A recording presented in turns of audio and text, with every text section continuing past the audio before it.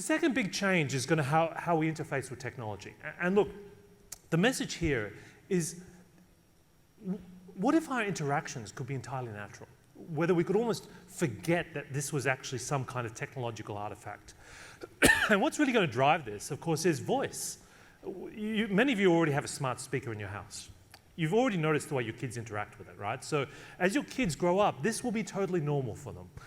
We will also start to see our bodies as interfaces. And this is, of course, starting to happen with our faces.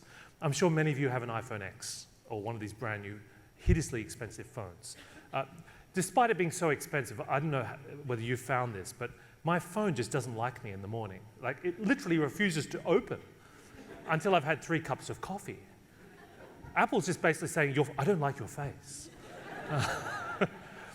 But, you know, if we're struggling with this in the West, believe me, in places like Asia and China, facial recognition has already become part of the infrastructure of daily life. In apps like Didi Xiaoxing, it's used by drivers to authenticate themselves.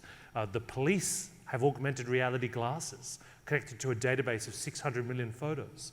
They can scan a group like this and see exactly who hasn't been paying their taxes on time. They've even installed it in toilets. This is weird. This is the Temple of Heaven in Beijing.